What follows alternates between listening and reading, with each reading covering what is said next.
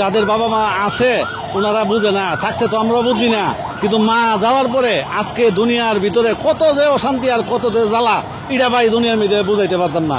কিন্তু যাতে আজকে বট গাছ আমাদের মাথার থেকে সরে গেছে, আজকে আমরা পাগলিয়া রোডে গাড়ে ঘুরতাছি। আজকে আমার মার জন্য আপনাদের সহায়তা চাই, আপনাদের কাছে দোয়াও চাই। আপনাদের মাধ্যমে যদি আমার মারে পাই, আমরা উপহার হিসাবে আপনাদের জন্য 1 লক্ষ টাকা আমরা নিয়ে আসুন, এটা আমরা রেডি করে রাখছি। আপনাদের বেশি বেশি ভিডিওটা শেয়ার করেন, আপনারা দেশবাসীর কাছে তুলে ধরেন, আমরা যেন আমার মারে হুইজা পাই আপনাদের মাধ্যমে। আমি 4:15 শোয়া থেকে উঠা থেকে আমার শাশুড়ি ঘরে নাই, তারপরে আমি বাচ্চার আব্বুরে ফোন দিছি যে আম্মা ঘরে না, আমি নিচে গেছি। তারপরে আমরা বিভিন্ন জায়গায় ওই সময় থেকে যে খোঁজাখুঁজি করছি, আজ 2 মাস যাবত আমরা এই খোঁজাখুঁজির মধ্যে, কিন্তু ওনার কোনো সন্ধান আমরা পাই নাই। আপনি কি হন? আমার দাদু হয়। দাদু হয়। দাদু আজকে কতদিন যাবত নিখোঁজ? আজ প্রায় 2 মাস হয়ে যাচ্ছে দাদু নিখোঁজ। দাদুর সব কথাই মনে পড়ে, দাদু শুয়ে থাকতো, ঘুমাইতো, সবকিছুই মনে পড়লে খারাপ লাগে। দাদু নেই, দাদুকে মিস করছেন? অনেক বেশি মিস ফিরে পেতে চান? আমি সবার উদ্দেশ্যে একটাই কথা বলতে চাই, আপনারা এই ভিডিওটি বেশি বেশি শেয়ার করবেন যাতে আমি আমার দাদুকে ফিরে পেতে পারি। হয়তো আপনাদের একটা শেয়ারের মাধ্যমে আমি আমার দাদুকে ফিরে পেতে পারি। কুয়েত থেকে আমি মার জন্য আমি বাংলাদেশে সরাসরি চলে এসেছি হুজার জন্য। আমার মার আমি অনেক ভালোবাসি, অনেক শ্রদ্ধা করি। আমার মা হারিয়ে গেছে আজ 2 মাস, ঢাকা সিদ্দিক বাজার 64/2 বিকাল 4টা বাজে হারানো গিয়েছে। আমার মাকে এখনো পাওয়া যাইতেছে না। পুরা ঢাকা শহর আমার ভাই ব্রাদার আত্মীয় স্বজন পুরো অনেক খোঁজাখুঁজি করতেছে, কোনো জায়গায় পাইতেছে না। আজকে আমার ভাই আমাকে নিয়ে ঢাকায় এখানে নিয়ে এসেছে, এখানে ভিডিও অনেক কিছু করা হইতেছে। তার মাধ্যমে যদি আমার মারে পাইতে পারি 1 লক্ষ টাকা পুরস্কার দেওয়া হবে। আর এখানে ফটো আছে, ছবি আছে, নাম্বার আছে, এখানে দেখেন, নাম্বারে যোগাযোগ করবেন, বেশি বেশি শেয়ার করবেন। শেয়ারের মাধ্যমে আমার মারে ভেতরে আমার মা আমার অনেক আদর করতো। আমার বাবাতে তার থেকে আমার মা আমাকে লালন পালন করে অনেক অনেক অনেক কিছু করেছে। আমি যখন বিদেশে থাকি আমি কল করি, আমার মা আমার ফোন দিয়ে বলতো বারবার শুধু একটা কথা বলবো, বাবা তুমি কবে আসবা, এই কথাটা স্যার আমার কোনো কথা বলতো না। আমার মা 1200 মিনিট একটা কথা আমি কই আম্মুরে বলতাম, আম্মু তুমি বারবার আমাকে একটা কথা করে বিরক্ত করে পর আম্মু রাগ করতো, কিরে বাবা আমি তোকে একটা ফোন দিয়ে দিকে তুই রাগ করতো। আমি আম্মা তুমি প্রতিদিন ফোন দিলে বারবার ঘুরে ঘুরে তুই কথা তুই কবে আসবি, তুই কবে আসবি, তুই কবে আসবি। এখন বুঝি মার মন হারিয়ে দিল। আমি তো আগে জানতাম না মা জেনে আমার ছাড়া হারিয়ে দেবো। আমি যদি জানতাম তাহলে আগে আরো 4 মাস আগে আমি সরাসরি বাংলাদেশে চলে আসতাম। আমার মা আমাকে বলতো, আমার মা বলতো তুই কি আমি চিরজন আমার মুখটা দেখতে পারবি না। আমার মা বারবার এই কথাটা বলবো। দেখুন আমি মারে শান্ত নিতাম, আম্মু তুমি কাঁদো না, আমি যত তাড়াতাড়ি সম্ভব আমি প্রবাস থেকে আমি তাড়াতাড়ি ছুটি নিয়ে আসবো। তার ভিতরে আমি যখন আমার 2 মাস হয়ে গেছে, এরপরে আমি আম্মুরে বলতেছি, আম্মু আমি নতুন আকামা লাগে সারলে আমি তোমার কাছে তাড়াতাড়ি আসবো জানুয়ারি মাসে। এর ভিত্তি আগস্ট মাস জুলাই মাসে আমার আম্মু হারাই গেছে। 24 তারিখে বিকাল 4টা বাজে আমার ভাইয়ের বাসা থেকে হারানো গেছে। আমার মার সাথে আম্মু আমাকে ফোন দিছে, বাংলাদেশ টাইম 4টা আর কুয়েতের টাইম হচ্ছে 12:30, কম 1টা বাজে এখানে ফোন দিছে। আম্মু আমার বলছে, ফোন দিয়ে কান্নাকানি করে, দেখ তোর আপু আইছে, তোর 2 আপা আইছে, বাগনা আইছে, তোরে দেখে তুই কি আমার আর জীবনে কোনোদিন দেখতে আসবি না, মার মুখ দেখতে না, সবে বিদেশ থেকে আসে, কিন্তু তুই আর কবে আসবি।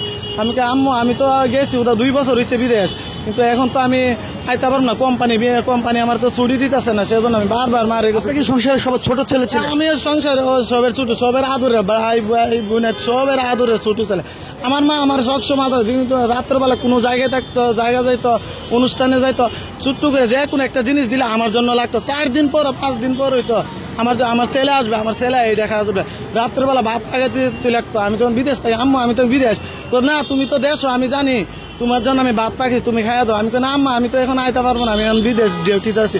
প্রতিদিন কথা বলতো মা, আমার মা মানসিক 1200 লোকই ফোন দিয়া উলট পুলট অনেক কিছু বলতো। আমি আম্মু তুমি কি এখনো কিচ্ছু বুঝো না? আপনার আম্মু মানসিক ভারসাম্যহীন রোগী, হারানোর পরে কোনো বৃদ্ধাশ্রমে বা মেডিকেলে বা মেডিকেল সব জায়গায় আমার ভাই আছে, ব্রাদার আছে, ভাবি আছে, সব অল ঢাকা শহর এরিয়া খোঁজা হচ্ছে, যত বৃদ্ধাশ্রম আছে ঢাকা শহর সব খোঁজাখুঁজি করছে। যেমন প্রতিদিন আমার ভাই আছে, আমার বড় ভাই আছে, প্রতিদিন ঢাকা মেডিকেল মনে এখন যেতে মানে 50 থেকে 60 বার হাফ ডাউন করছে ঢাকা মেডিকেল। যেমন চরদ্দি আছে, কমলাপুর, এয়ারপোর্ট, আজিমপুর, মিরপুর, শাহালি, কোনো জায়গায় বাদ লাগছে না। আমার ভাই যথেষ্ট পরিমাণ হোঁজাহুজি করতেছে। আমার ভাই এ পর্যন্ত প্রতিদিন না খায়, রাত নাই দিন নেই, অগুমা করে আমার মার জন্য। সকাল 5টা বাজে যায় আমার ভাই, রাত্রের 1টা 2টা বাজে আসে, কিন্তু হাওয়া দাওয়া নেই। আমার ভাই কেউ হাওয়া দাওয়া নেই, কোনো ঘুম নাই, আমারও ঘুম নাই। আমি 2 মাস প্রবাসে আসতাম, আমার সবাই জানে আমি একটা রাত গেছে না দাদা, আমার একটা বছর গেছে, আমি এত কষ্ট করছি, ওরা কান্নাকাটি করছে। আল্লাহ যেখানে থাকুক আমার আম্মা আমার মাকে ফিরে দাও, আমার মার বদলা আমাকে লিয়ে দাও, তো আমার মাকে আমার ফিরে দাও। আমি প্রতিদিন আমাদের পুরে ফিরে কান্নাকাটি করছি। আমার মাকে আমি ফিরে যাই, যদি কোনো বৃদ্ধাশ্রমে থেকে যে কোনো প্রান্তে বাংলাদেশে থাকে, যদি আমার মায়ের পায়ে থাকে, এখানে নাম্বার আছে, ভাইয়ের নাম্বারে যোগাযোগ করবেন, তাকে আমরা 1 লক্ষ টাকা পুরস্কার করব। আর তার যত হেদমত আছে আমরা ভাই ব্রাদার বোনেত আছি সবে তাকে আমরা আজীবন ধরে আমরা তাকে হেদমত করে দেবো, 1 লক্ষ টাকা পুরস্কার দেবো। এখানে মোবাইল নাম্বার আছে, মোবাইল নাম্বারে সরাসরি যোগাযোগ করবেন। আমার ভাইয়ের নাম্বার আছে, যদি মোবাইলে না পাইতে পারেন থেকে মিজান হোটেল আছে, মিজান ভাইয়ের হোটেলে সরাসরি যোগাযোগ করব। যোগাযোগের মাধ্যমে আমার ভাইয়ের নাম্বার আছে, আমার ভাইয়ের সাথে যোগাযোগের মাধ্যমে আমরা টাকা হস্তান্তর করবো। এটা আমরা নিজের আবেগ হিসাবে আমরা হিসাবে টাকাটা তাকে দান করবো। কোনো হিসেবে আমরা সরাসরি এখানে যাবো, যা ওর সাথে দেখাদেখি করবো, করলে আমার ভাই যে নিয়ে আসবে। তো দেশবাসীর কাছে আমার একটা অনুরোধ, আপনারা আমাদেরকে বাঁচান। আপনাদের একটা শেয়ারের মাধ্যমে, ভিডিওর মাধ্যমে আমরা যদি আমরা আম্মারে পাই, আমার পুরাটা ফ্যামিলি বাঁচবো। আজকে রাস্তাঘাটে হাঁকা 60টা দিন ধরে রাইতে দিনে উলিতে গুলিতে আমরা ঘোরাঘুরি করি, কোনো জায়গার মধ্যে আমরা পাইনি।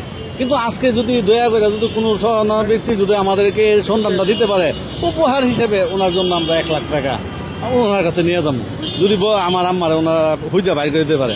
আর ওনার জন্য আমি দুনিয়ার যতদিন বাঁচি, আমি যতটুকু ইবাদত করি ওনার নামে স্মরণ করি, আল্লাহর কাছে দোয়া করলাম, আল্লাহ আপনি আমরা ওই লোকের মাধ্যমে আমার মারে ফিরিয়ে দিচ্ছেন, আমরা আমার মারে পাইছি, আমরা দুনিয়ার মধ্যে শান্তিছি ভাই। ভিতরে যে কি আগুন লাগছে ভাই, এই আগুন ভাই নেবে তাই না। ভিতরে এই রাস্তাটা হাঁটি চুপে চাপে মাথা গরমতে পারে, রাস্তাটা হাঁটি মার কথা সব নইলে বয়ে জায়গা, ভিতরে চিপা মারে, ভিতরে ভাত ঢুকে না ভাই। অনেক কষ্টের মধ্যে আছি ভাই, শুধু মার জন্য।